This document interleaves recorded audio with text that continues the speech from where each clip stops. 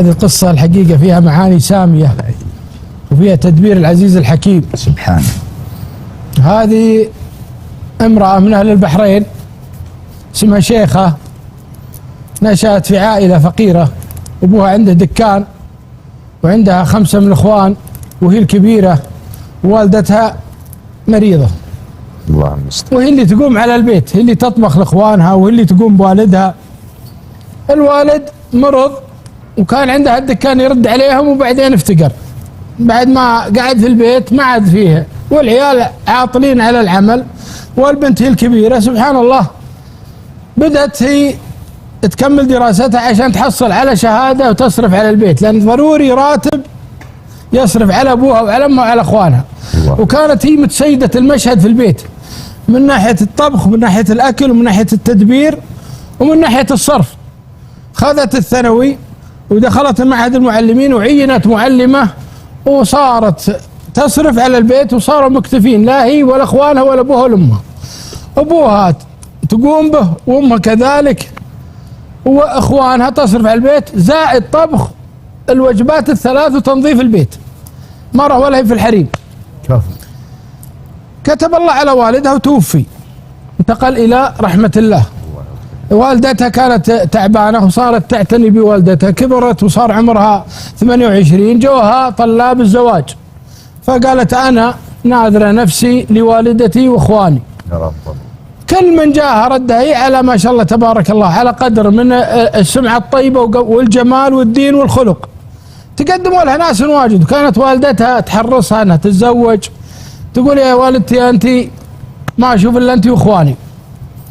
إلى أن ذاك اليوم الوالدة جوها خطاطيب قالوا أنت ترى أنت بتوقفين عائق في درب بنتك ولازم تأثرين عليها تتزوج، أنت مي باقية لها.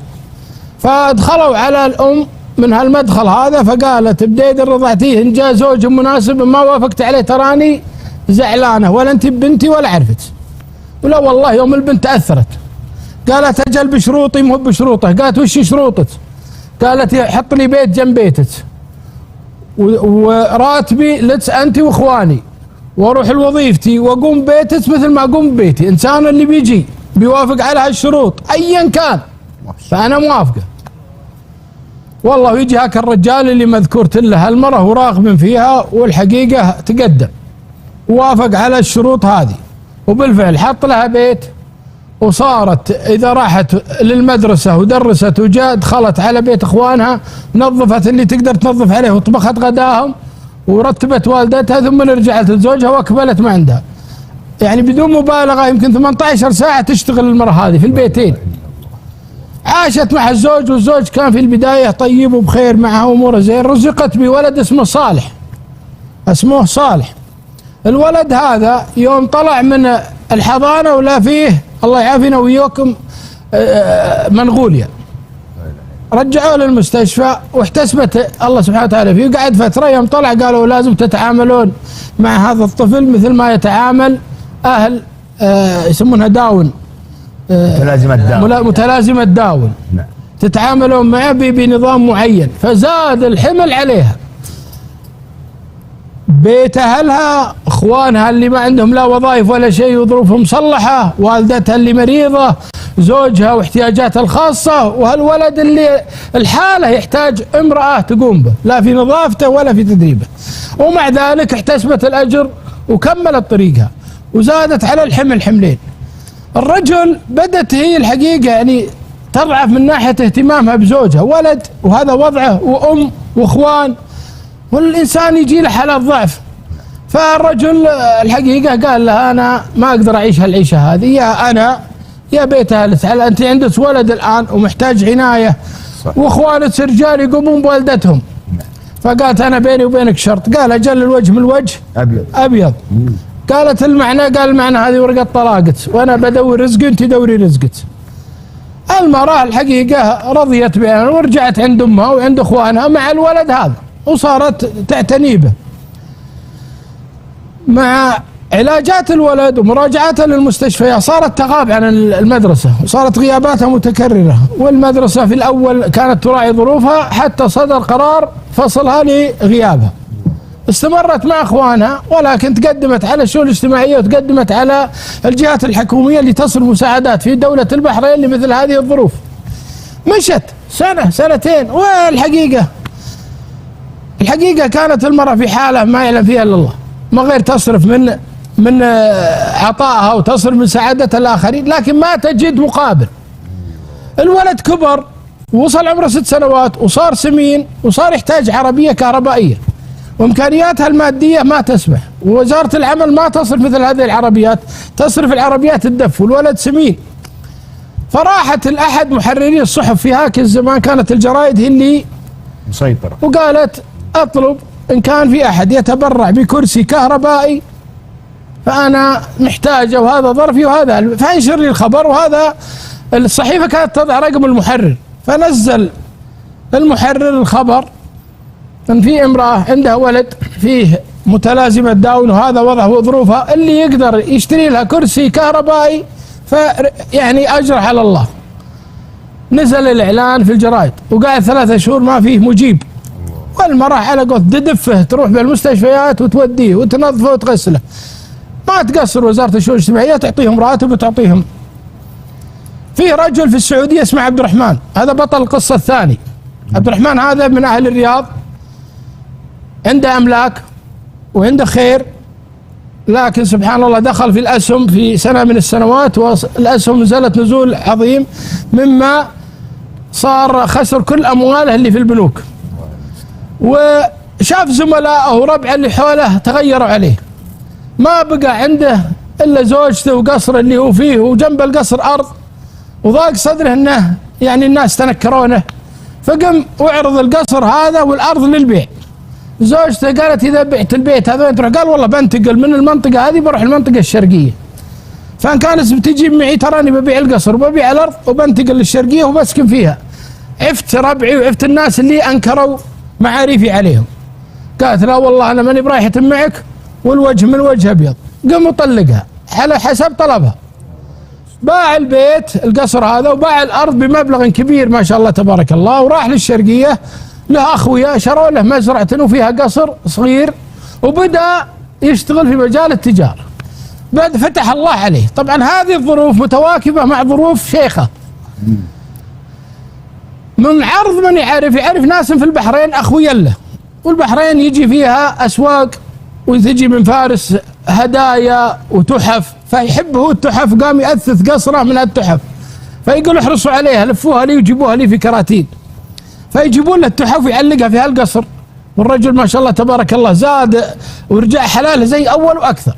يوم اشتغل في الشرقيه مع شركات كثيره، يقول انا ذاك اليوم قاعد على كرسي ولا عندي كرتون التحف، يقول وافتح الكرتون واطلع هاك التحفه واحطها قدامي، قلت هذه تنحط على المكتبه هذه، والتحفه الثانيه. يقول يوم فكيت التحف وقعدت ولا واحده من التحف ملفوفه بجريده بحرينيه، يقول اناظر ولا هي حاله طلب مساعدات الصفحه هذه، واجلس اقرا فيها واستعرض اللي هذا عنده ظرف واللي هذا. قمت ايش؟ اطمن نفسي، اقول انت خسران فلوس، هذا مشلول، هذا مع سرطان، هذا مدري منه، هذا كل مصايب خلق الله في الجريده.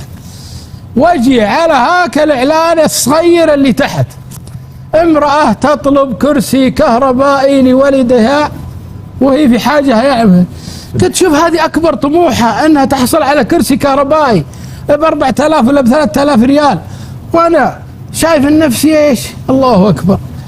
ارفع السماعه ودق على الصحفي بعد 3 شهور.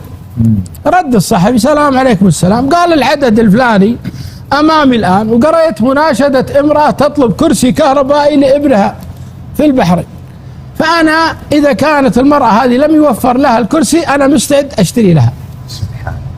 قال والله الصحفي هذا الاعلان له 3 شهور، خلي اجدد معلوماتي وارد لك خبر. قام الصحفي ورفع السماعه على شيخه، يا شيخه، قالت نعم. قال جانا متبرع الان، قالت تكفى الولد زاد سمنه ولا حد اعطاني، ارجوك رجاء ناشده. ويقفل الخط مع شيخه ويتصل على عبد الرحمن، يا اخوي، قال نعم، قال والله الامر، قال خلاص انا بعمد واحد من اصحابي في البحرين يشتري لها افضل كرسي. وبالفعل كلم صديق له في البحرين، حول له الدراهم واشتروا احسن كرسي وجابوه عند الصحفي، والصحفي ودى الكرسي الشيخه، فرحت فيه فرح عظيم. ريح الولد هالكرسي وصار الولد ينطلق ويروح لحاله ويقضي في الشوارع ولا جيران ولا شيء. ارتاحت هي اللي تدفه اول. بعد مرور سنه من استلام الكرسي هذا صار في خراب وخراب في الماكينه، راحت توديه للوكاله، قالوا هذا خارج الضمان ويكلف المبلغ الفلاني. قالت كم يكلف؟ قال كذا. قالت والله انا ما اقدر عليه. حاولت راحت للصحفي ثاني مره، قالت له حط اعلان للكرسي ان كان احد يقدر يصلحه ياخذه، انا ما اقدر. يلا الخير. قال ايش صاير عليه؟ قالت والله خرب والضمان ما يتحمل الامر هذا. قال عاد الصحفي ايش رايك نكلم السعودي يمكن يساعدنا؟ قالت والله دبر عمرك.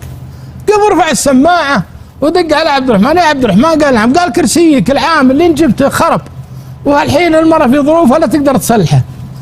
قال انا جاي بكره البحرين ودي اشوفك، وخلنا نروح نشوف لها كرسي وناخذ عليه ضمان 3 سنوات جديد ويسر الله.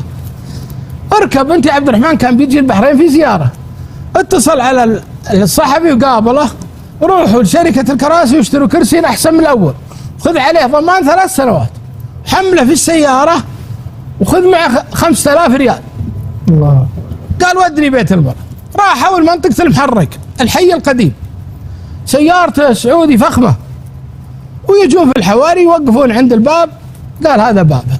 نزل الصحفي معها انت يا سعودي، يطقون الباب. طلع اخو للمرأة. السلام عليكم. السلام. وين شيخة؟ قال من انت؟ قال والله انا جايب لها كرسي لولدها صالح. قال من اللي طلب منك المساعدة؟ هذا الولد ابوه موجود وحنا خواله موجودين ولا حنا محتاجين احد. قال ابن الحلال لا هي مساعده ولا شيء، انا رجال ما امده يتكلم. قم الله يكرمك وامسح بها الارض. اطلعوا اخوان المرة الثلاثه بعد ونفس الكلام، لان السياره فخمه والحاره يعني ضعيفه، وجيت السعودي في هالمنطقه. يمكن السعودي ما كان او عبد الرحمن ما كان يعني فاهم الموضوع هذا ايش بيصير عليه، فقالت تحزبنا فقراء تحزبنا ناس. صارت هوشه بين العيال وبين على ضوء الهوشه طلعت شيخه. شافت الصحفي قال الرجال هذا هو السعودي جايب كرسي جديد. جات وتتكلم دفوها اخوانها داخل البيت. الرجال السعودي الحقيقه لما بقى من حياءه ورجع هو الصحفي في الطريق. قال الصحفي العذر والسموحه، وهذه المراه اللي تكد عليهم، وهذا من زمان وظروفهم كذا، والرجاجيل يعني مساكين ما يلامون. قال له والله انا اخطيت، ولا المفروض ما اجي البيت، لكن والله اني جاي على وجهي ودي اطمئن ان الفلوس تصل لمستحقيها. لكن سبحان الله يا اخوان، وقع حب شيخه في قلب عبد الرحمن. لا اله. خذ يوم يومين 3 يدير التفاكير. كلم الصحفي قال انا ابي رقم شيخه. قال ايش تبي؟ قال ابيها. قال هذا رقمه. دق على شيخه، يا شيخه انا فلان فلاني ابي يستجيني في المكان الفلاني في وضح النقا في النهار. وش عندك؟ قال بعطيك الكرسي. يوم جيت اعطيته الكرسي قال انا اعتذر منك ومن اخوانك ان كان سببت لكم احراج، لكن انا ابى ادخل مع باب ثاني. قالت نعم. قال انا ودي اتزوج واكفل الولد هذا، وبسبب ان جاتي قالت انت تعطف علي، انت تبي تسوي هالعمل هذا علشان انا فقيره وظروفي. قال لا والله العظيم، لكن سبحان اللي انزل محبة في قلبي. انا رجال هذا وضعي وهذا وضعي وهذا وضعي، ومطلق ولا عندي احد وساكن في الدمام، وانت مرت ستيره وما ذكر عنت، وان علومة الغانمه وما سمعت عنت شيء يبيض الوجه ويفرح كل رجال انه يلقى مره ستيره مثلت وفيها هالوفاء والاخلاص، وانا متقدم لك مع الباب. قالت خلني استخير واردك خبر. قال خلاص. يوم خذ 48 ساعه ورجع اتصل عليها. قال توكل على الله. قال انا ما اقدر اواجه اخوانك عقب اللي صار. قال شوف خالي يمون على اخواني ويمون علي. راح دق على الخال وواعده وجاه يا فلان. قال نعم. قال انا هاك الرجال ومن السعوديه وهذا وضعي وهذا وضعي، واطلب القرب في شيخه. قال الله يحييك انا والله ما في يدي العلم عندها. قال ابدا شاورها واسال وانا حاضر. يقول ام خدت. راح ودق على شيخه يا بنتي جاء رجال. قالت والله الرجال مذكور بالخير يا خالي، وانت تسال وانا اللي انت فيه انا فيه. درى الخال ان البنت موافقه. ردوا على عبد الرحمن قالوا توكل على الله.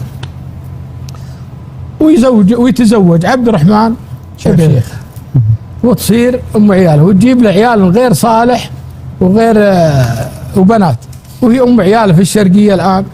والحمد والشكر لله، سبحان اللي رتب هالامور هذه وكونها. يجيبه من الدمام، من الرياض الى الدمام، ويقرا له جريده لها 3 اشهر، ويتبرع لها الولد، ما هي بنيته الا اي شيء ثاني، ثم تصير هالمره ام عياله.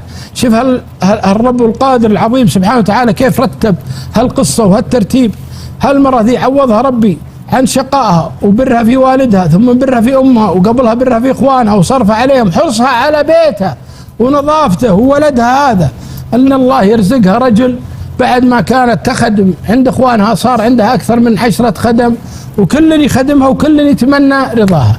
هذه من القصص الحلوة اللطيفة الجميلة اللي فيها سبحان الله لطف وتدبير العزيز الحكيم في خلقه، وانه يعوضهم في الدنيا وما عند الله خير وابقى. اسال الله العلي العظيم رب العرش الكريم ان ينفع بهالقصة، وجزاكم الله عني كل خير يا ابو ديم. آمين. الله يجزاك خير ويا كثر الفوائد بهالقصة.